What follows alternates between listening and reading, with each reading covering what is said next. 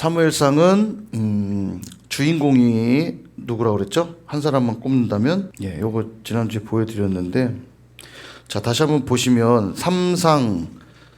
삼상하, 왕상하, 대상하가 전부 왕들의 이야기라고 보시면 되는데요. 먼저 삼상은 사울이 주인공이라고 보시면 됩니다. 물론 사무엘이 등장하긴 하지만 왕정 시대가 시작된다는 의미에서는 사울을 주인공 생각하시면 되고, 그 다음에 삼하는 두 번째 왕인 다윗이 주인공이라고 생각하시면 됩니다. 큰 맥락이 그렇다는 거예요. 그 다음에 열왕기 상으로 넘어가면 이제 다윗이 노년에 이제 죽는 이야기로 시작하면서 솔로몬이 왕위를 이어갔죠. 솔로몬으로부터 시작하여서 북이스라엘과 남유다로 분열된 분열 왕국까지의 이야기가 왕상하까지입니다. 열왕기 상, 열왕기 하까지. 자, 그렇게 해서 왕들의 이야기는 끝나는데, 그럼 역대상하는 뭐냐? 역대상하는 이 모든 이야기의 다시 한번 종합 정리판이라고 보시면 돼요. 그래서 역대상은 다윗이 크게 주인공이에요. 다윗이. 역대하는 솔로몬부터 시작하여 그 이후 왕들인데, 북이스라엘의 왕들은 빼고 남유다 왕들만 쭉 열거하고 있어요. 왜냐하면 역대상하 자체의 기록이 포로를 마치고 돌아온 이스라엘 백성들을 위해 기록하다 보니까 남유다의 왕들, 다윗부터 시작해서 남유다의 왕들의 왜냐하면 다윗을 통하여 왕위를 견고하게 하리라 다윗 약속을 주셨고, 그게 메시아 약속으로 이어지기 때문에 그 약속을 남겨둔 게 역대상하라고 볼 수 있어요. 그래서 역대상하는 다윗과 남유다의 왕들의 이야기다, 이렇게 정리하시면 되겠습니다. 정리가 되시죠? 자, 너무 어려워요? 수위를 더 낮춰야 될까요? 근데 이제 큰 맥락, 이건 중요해요. 이거는 어려워도 기억하셔야 됩니다. 성경의 맥락은 기억하셔야 읽을 때 도움이 돼요. 내가 지금 읽고 있는 위치가 어딘지 아셔야 되고. 자, 그렇게 본다면 사무엘상은 주인공이 사울이라 말할 수 있고요. 굳이 한 사람 더 붙인다면 이제 사무엘이라고 할 수 있겠죠. 사무엘로부터 시작하는데, 사무엘은 사사이면서도 선지자이면서도 제사장의 역할들을 했다고 했습니다. 그래서 사무엘이 백성들의 요구로 인하여 왕을 세우게 되는데, 그때 세운 왕이 바로 사울입니다. 오늘 그 이야기를 보는 거죠. 성경 읽어오셨나요? 8장까지? 네, 꼭 읽어오세요. 읽어보시면 좋을 것 같고. 자, 9장부터 볼게요. 사무엘상 9장. 자, 오늘은 어디까지 볼 거냐면 다윗이 구체적으로 피난 다니는 이야기 전까지만 볼 겁니다. 사울의 이야기만 오늘 구체적으로 보는 거죠. 9장을 보시면 9장은 사울의 피택 이야기입니다. 사울 피택 사건이 등장하는데, 9장 1절에 보면 베냐민 지파에 기스라 이름하는 유력한 사람이 있으니, 베냐민 지파 사람이라는 걸 알 수 있죠. 베냐민 지파는 사사시대 마지막에 싹 다 죽었죠. 기억하시죠? 싹 다 죽어서 몇 명 안 남은 데다가 거기다가 여자들과 결혼시키지 않겠다 이렇게 해가지고 나중에 길르앗 야베스 여인들을 실로 잔치 때 몰래 투입해갖고 그렇게 간신히 지파의 명맥만 유지하게 된 지파 아닙니까? 그죠? 그러니까 베냐민 지파가 굉장히 많이 쪼그라들어 있을 때인데, 이때 베냐민 지파의 한 사람인 사울이 택함을 받게 됩니다. 그래서 사울의 이야기가 9장에 나오고요. 그가 이 사울을 만나서 택함 받게 될 거란 이야기를 들을 때 21절에 보면, 9장 21절에 보면 사울이 이런 고백을 합니다. 사울이 대답하여 이르되 나는 이스라엘 지파의 가장 작은 지파 베냐민 사람이 아니니까. 이건 사실적인 고백이에요. 베냐민은 너무나 많이 줄어들어 있었기 때문에, 또 다른 지파들이 볼 때 그 과거의 기억 때문에 베냐민은 뭔가 좀 그랬겠죠. 또 나의 가족은 베냐민 지파 모든 가족 중에 가장 미약하지 아니하니까 당신이 어찌하여 내게 이같이 말씀하시나이까 하니. 이게 겸손 떠는 게 아니라 진짜 사울은 겸손했던 사람이에요. 겸손하게 자기를 고백하죠. 왜냐하면 하나님 겸손하지 않은 자를 택하시지 않습니다. 그러니까 막 엉망인 사람 택하서 세우시지 않으세요. 사울이 겸손하기 시작했어요, 분명. 그죠? 자, 10장으로 넘어가면 이제 왕을 뽑게 되는데요. 여러 가지 징조를 보여주세요. 좀 읽어보시고요. 그래서 24절을 보시면 10장 24절 사무엘이 모든 백성에게 이르되 너희는 여호와께서 택하신 자를 보느냐 모든 백성 중에 짝할 이가 없느니라 하니 모든 백성이 왕의 만세를 외쳐 부르니라. 자, 여기까지 이제 하나님 앞에 사울이 피택된 모습을 보여주는데 아직 왕이 된 건 아닙니다. 왕의 만세를 보여줄 뿐이에요. 자, 그리고 언제 왕으로 즉위하냐면 11장에서 즉위합니다. 그러니까 오늘날로 얘기하면 이런 느낌하고 비슷해요. 취임은 했는데 아직 이제 위임은 안 한 거예요. 위임은. 예. 자, 그래서 11장에 즉위를 하게 되는데요. 어떤 사건 이후에 즉위하냐면 2절에 보면 암몬 사람 나하스가 그들에게 이르되 내가 너희 오른눈을 다 빼야 너희 언약하리라. 길르앗 야베스에 쳐들어와서 암몬 사람이 유린하는 걸 보고는 아무도 도와주지 않을 때에 누가 이 일을 앞장서서 해결하냐면 바로 사울이 앞장서서 해결을 합니다. 그리고 그들을 구원하고 승리하게 돼요. 그러자 이 사건으로 인하여 14절에 드디어 사무엘이 백성에게 이르되 오라 우리가 길갈로 가서 나라를 새롭게 하자. 백성들이 사울이 아니면 누가 우리를 건질 수 있겠습니까? 그를 왕으로 삼고 싶다고 얘기를 하자 사무엘이 그를 데려가 왕으로 세우게 되면서 비로소 왕이 됩니다. 여기 좀 재미난 현상이 뭐냐면 하나님이 택했으니까 바로 왕이 될 것도 같은데 하나님이 언제 이를 왕으로 세우시냐면 백성들의 어떤 동의를 통해서 세우게 하십니다. 그래서 우리가 흔히 하나님이 어떤 일들을 하실 때 물론 하나님의 계획하신 일들을 하나님은 무조건 하세요. 그러나 그 일을 하실 때 하나님의 백성들에게도 때를 두시며 동의하게 하시고 또 기다리게 하시고 이해시키시며 인도해 가시는 것들을 보게 돼요. 그러니까 얼마나 은혜로운지 몰라요. 하나님이 항상 오르신데도 불구하고 하나님 무대뽀로 밀어붙이시는 분이 아닙니다. 그래서 참 이런 대목에서도 은혜를 보게 되고요. 이제 왕이 됐죠. 그러자 12장에서 사무엘이 이제 고별사를 하게 됩니다. 이제 자기는 이제 죽을 때가 됐다는 거죠. 이제 여기 뭘 보여주냐면 사울이 왕으로 세워지니까 사무엘의 시대가 이제 막을 서서히 내리고 있는 거죠. 그래서 12장은 사무엘의 고별사인데 아주 유명한 말씀이 여기 나오는데 그가 고별사 할 때 이 고별사 하나님만 의지하고 하나님만 섬겨야 될 걸 다시 한번 강조해요. 왜냐하면 그들이 왕을 구한 건 하나님이 기뻐하시는 일은 아니었거든요. 그러니까 너희들이 굳이 요구하니까 사울을 왕으로 세웠지만 여전히 너희의 왕은 하나님이라는 사실 잊지 말라. 그 얘기를 하기 위해서 17절을 보면 12장 17절을 보면 기적을 하나 보여줍니다. 오늘은 밀 베는 때가 아니냐. 내가 여호와께 아뢰리니 여호와께서 우레와 비를 보내사 너희가 왕을 구한 일 곧 여호와의 목전에서 범한 죄악이 큼을 너희에게 밝히 알게 하시리라. 그리고 18절에 보니까 우레와 비를 보내셨다. 그리고 백성들은 여호와와 사무엘을 크게 두려워했다. 이렇게 말하죠. 그러니까 이 말은 너희들이 왕을 구했지만 너희의 진짜 왕이 하나님이라는 걸 잊지 말라는 거예요. 근데 이 기적을 보고 왜 놀래냐면 우레와 비가 온 걸 보고 왜 놀래냐면 17절을 다시 보시면 이때는 밀 베는 때래요. 밀을 베는 때면 언제쯤일 것 같아요? 계절이? 우리가 밀을 베서 하나님께 올려드리는 제사가 무슨 절기였죠?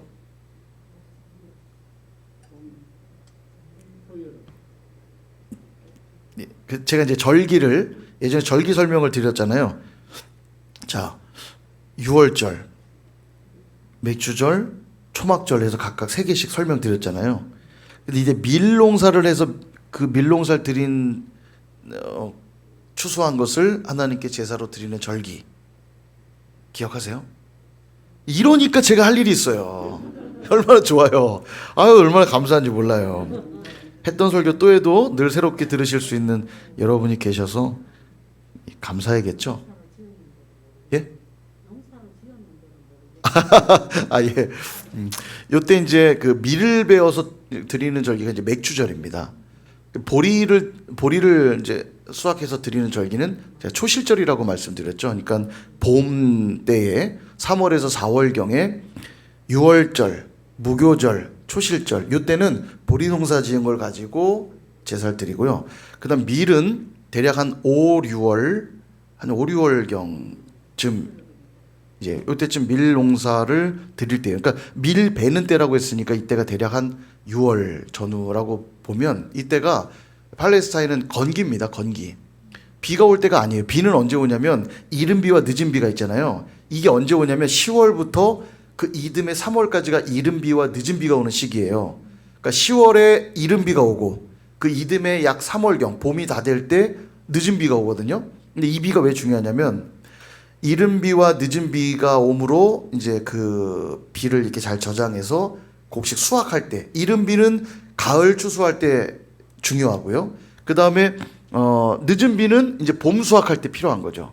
그러니까 비가 많이 오진 않는데 이 이른 비와 늦은 비가 그나마 없으면 농사 망치는 거예요. 그래서 항상 축복의 대명사처럼 등장하는 게 너희에게 이른 비와 늦은 비를 내리리니 이런 표현이 나오는 것이고, 그게 10월부터 3월까지예요. 이때가 우기죠. 우기. 그럼 나머지 기간은 뭐냐면 건기예요. 그러니까 대략 한 4월부터 한 9월, 10월까지는 건기. 비가 없는 시기입니다. 그러니까 비가 안 오는 때인데 내가 너희에게 이제 우레와 비를 하나님이 내리게 할 거다. 이 말인데 갑자기 우레와 비가 막 내리니까 백성들이 보고 하나님과 사무엘을 두려워했다 이렇게 기록하는 거예요. 이건 뭐 하나님이 하신 일이다 라고밖에 말할 수 없는 거죠. 그러면서 유명한 말씀, 여기 빨간 줄 막 별표 3개 쳐야죠. 12장 23절 같이 한번 읽어볼게요. 시작. 나는 너희를 위하여 기도하기를 쉬는 죄를 여호와 앞에 결단코 범하지 아니하고 선하고 의로운 길을 너희에게 가르칠 것인즉. 아멘. 자, 기도하기를 쉬는 죄를 나는 범하지 않을 것이다. 은퇴를 해도, 내가 은퇴를 한다 해도 나는 계속 기도할 것이고, 은퇴를 한다 해도 계속 뭐래요? 선하고 의로운 길을 너에게 가르칠 것이다. 그래서 여러분, 은퇴는요, 물론 모든 걸 이렇게 내려놓는 의미도 있지만 은퇴한다 끝나는 게 아닙니다. 또 그 자리에서 또 해야 될 일들과 역할들이 있죠. 사무엘이 주님 부르실 그때까지 이후에 자신의 역할들을 계속 이어가겠다 고백하는 것이고요. 드디어 13장부터 이제 사울의 구체적인 이야기가 시작되는데, 본격적인 왕의 행보 시작되는 첫 번째 기록이 뭐냐면 죄를 짓는 얘기예요. 자, 13장을 보면 사울이 왕이 될 때 나이가 40세라. 예. 그리고 이스라엘을 다스린 지 2년에 얼마 안 됐는데 죄를 지어요. 무슨 죄를 짓냐면 블레셋과 대치를 하게 됩니다. 전쟁을 하게 되는데 사무엘이 와서 제사를 드린 후에 전쟁을 해야 되는데 일주일이 다 됐는데 사무엘이 안 오는 거예요. 자, 그래서 어떤 일을 벌이냐? 8절부터 볼게요. 8절. 사울은 사무엘이 정한 기한대로 이레 동안을 기다렸으나 사무엘이 길갈로 오지 아니하매 백성이 사울에게서 흩어지는지라. 이게 두려웠던 거예요. 백성들이 있어야 전쟁을 힘있게 하는데 백성들이 사무엘은 안 오지, 그리고 점점 군의 균열은 오지, 사울에게서 흩어지는 모습을 보고는 9절 사울이 이르되 번제와 화목제물을 이리로 가져오라. 그리고 번제를 자기가 드려버려요. 그래서 아무리 급해도요, 내가 해야 될 일이 있고 하지 말아야 될 게 있어요. 이게 되게 중요하고, 그리고 그가 하나님을 두려워했다면 그럴 수 없잖아요. 근데 그는 누굴 두려워했습니까? 사람을 두려워했어요. 사람들이 흩어지는 걸 보고 거기에 신경 썼어요. 하나님께 죄를 짓는다는 생각을 해야 되잖아요. 백성들에게 집중하니까 죄를 짓게 되는 겁니다. 이게 첫 번째 범죄예요. 사울의 범죄 1. 이게 치명적이죠. 그래서 13절에 보면 사무엘이 사울에게 이르되 왕이 망령되이 행하였도다. 왕의 하나님 여호와께서 왕에게 내리신 명령을 지키지 아니하였도다. 그리하였더라면 여호와께서 이스라엘 위에 왕의 나라를 영원히 세우셨을 것이거늘. 14절 지금은 왕의 나라가 길지 못할 것이라. 이렇게 얘기하죠. 한번 경고를 크게 먹었습니다. 자, 그리고 14장 넘어가서 믹마스 전투, 블레셋과의 대치전 상태라고 그랬잖아요. 전쟁을 하게 되는데 이때 요나단이 대활약하는 얘기 나옵니다. 읽어보시고 15장, 자 15장을 넘어갔는데 이 15장에서 이제 사울의 범죄 2 두 번째 범죄를 저지르죠. 바로 아말렉과의 전투인데, 자 3절에 보면 지금 가서 아말렉을 쳐서 그들의 모든 소유를 남기지 말고 진멸하되 남녀와 소아와 젖먹이는 아이와 우양과 낙타와 나귀를 죽이라. 전부 다 진멸하란 얘기예요. 아말렉을. 자, 근데 문제는 9절.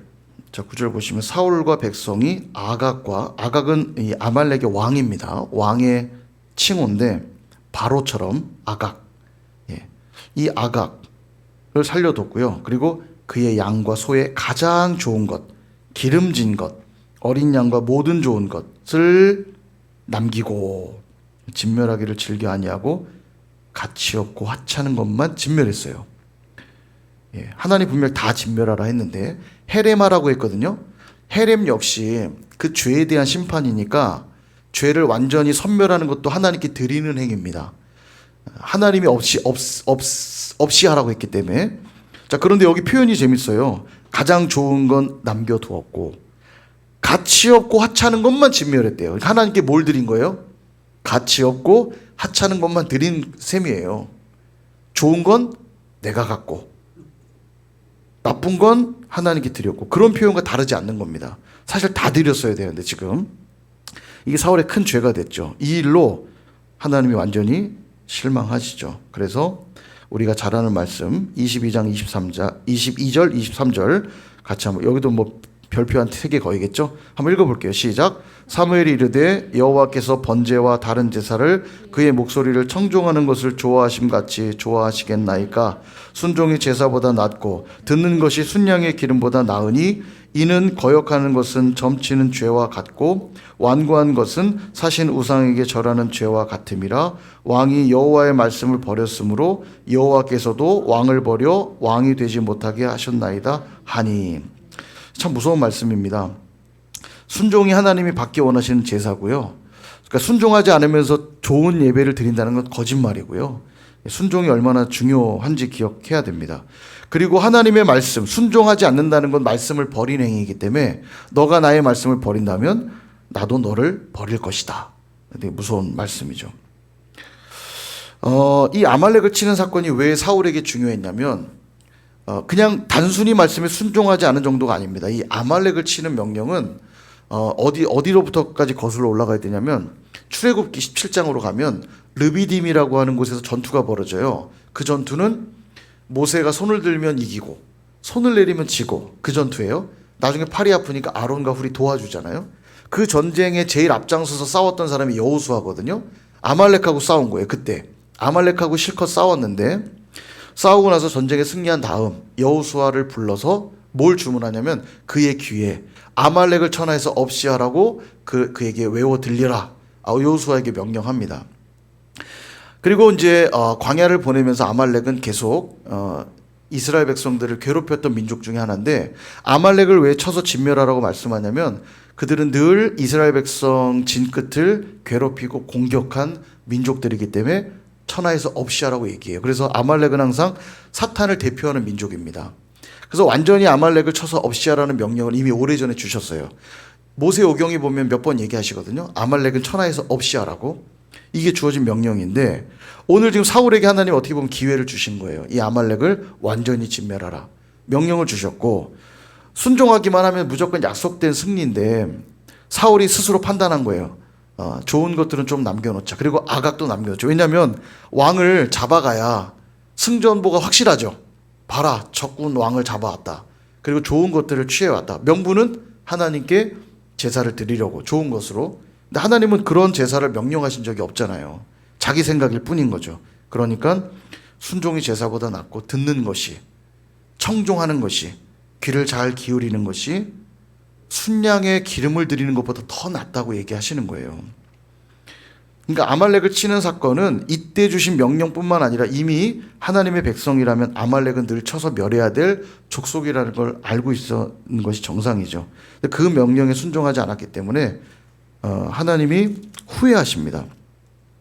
후회하세요. 내가 사울을 왕으로 세운 걸 후회하노라. 그래서 이제 여기서 끝이 나는 거죠. 사울은 어떻게 보면 하나님 마음에서 이미 그의 왕위는 사라진 거예요. 그리고서 이어지는 사건이 16장 다윗 피택이에요. 이제 그를 버렸으니까 마음에서 이제 새롭게 세울 왕을 하나님이 택정하시는 거죠. 그래서 사무엘을 베들레헴 이새의 집으로 보냅니다. 아들이 총 8명이고요. 이새에게 아들을 다 데려오라. 딱 보니까 엘리압 첫째 아들이 우와 너무 잘생겼어요. 키도 크고 이 사람이구나. 그러고 보면 사무엘도 용모를 많이 본 것 같아요. 예. 근데 내가 이미 그를 버렸다. 그는 왕이 아니다. 다 보니까 아니래요. 그럼 뭐야? 이게 아들이 전부입니까? 아니 아들 하나 더 있는데 그럼 뭐 데려올 필요도 없는 말제. 말제는 무시당하는 존재거든요. 장남 중심의 사회였기 때문에요. 첫째, 둘째, 셋째 형이 있는데 여덟째가 무슨 영향력이 있겠어요. 천한 양이나 치는지 시켜 보냈는데 신경 쓸 필요 없습니다. 데려오라고. 데려오죠. 보는 순간 그가 바로 하나님이 택한 자라는 걸 알게 되죠. 기름 부어 세웁니다. 그리고 기름 부어 세운 사건으로 인해 드디어 고난이 시작됩니다. 그러니까 우리가 하나님께 택함 받아 세움 받으면 평탄대로 순탄대로만 가지 않고 하나님이 그를 기뻐하시는 자리까지 세우기 위해서 여러 고난과 역경들을 통과하게 한다는 교훈을 또 우리는 얻게 되죠. 자, 그래서 17장 넘어가면 다윗과 골리앗 이야기가 나오고요. 이것을 통해서 다윗이 왜 하나님이 택한 자인지를 다시 한번 확실하게 여실히 성경은 보여주는 거죠. 16절을 보면 블레셋 사람 골리앗이 40일을 조석으로 나와 몸을 나타내었더라. 그러니까 40일간 하나님을 모욕하고 이스라엘 군대를 모욕하는 거예요. 근데 40일이 지나도록 아무도 나가 싸울 생각 안 하는 겁니다. 너무 두려웠겠죠. 그때 누가 나간 거예요? 다윗이 형들에게 도시락 주고 안부 물으러 왔다가 하나님을 모욕하는 얘기를 듣고는 참을 수가 없는 겁니다. 그래서 40절을 보면 싸울 수 있도록 허락을 받은 다음에 그가 준비한 건 뭐냐면 손에 막대기를 가지고 시내에서 매끄러운 돌 5을 골라 주머니에 넣고 나갔어요. 돌 5개 갖고 나간 거죠. 그리고 뭘로 싸웠습니까? 돌로 싸운 게 아니에요. 돌로 맞추긴 했습니다만 다윗이 든 무기는 뭐였냐면 45절 같이 한번 읽어볼까요? 시작. 다윗이 블레셋 사람에게 이르되 너는 칼과 창과 단창으로 내게 나아오거니와 나는 만군의 여호와의 이름 곧 네가 모욕하는 이스라엘 군대의 하나님의 이름으로 내게 나아가노라. 아멘.